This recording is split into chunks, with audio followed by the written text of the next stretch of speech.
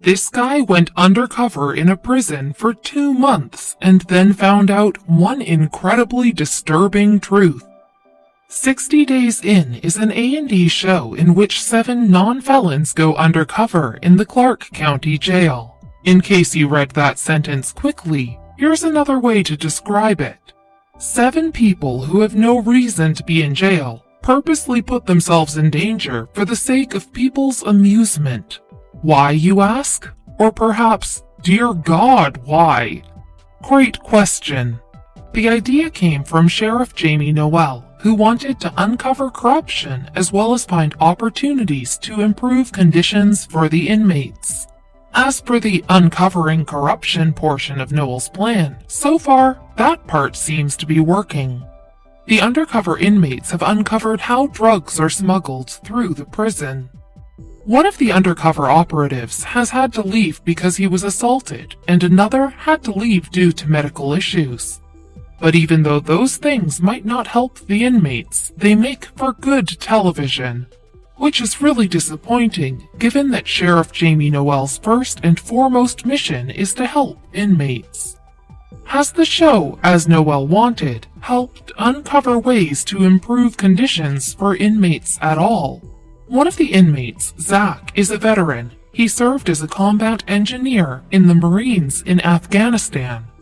As a result, he has a special bond with another inmate and fellow Marine, Ryan. The Marines aren't the only thing the two have in common. Both of them struggle with addiction. When Zach returned home from his deployment, he was spending more than $1,500 a month on alcohol. Brian, who's in jail on drug charges, is also an addict. Zach is all too familiar with the struggles that veterans face. He's an advocate for 22 Kill, a group founded because every day 22 veterans are killed by suicide.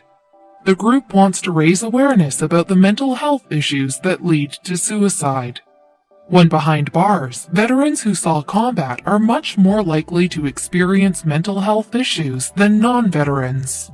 What Zach discovered was that while resources for veterans did exist, resources like advocacy groups and Alcoholics Anonymous, most inmates had no idea. Part of the reason inmates who are veterans didn't know there were resources to help them is because they weren't told. Jail employees rarely advertised the fact that such programs existed. Though there's no word yet on what Sheriff Jamie Noel plans to do with that information, Zach's discovery could improve the lives of veterans serving time behind bars. As Zach says, regardless of whether or not they're in jail, they still took the same oath that they would protect the country with their life. They still deserve to be treated for issues they developed because of the oath that they took. Not only does Zach's discovery make the whole seemingly insane TV show worth it, but it makes Zach a hero a second time.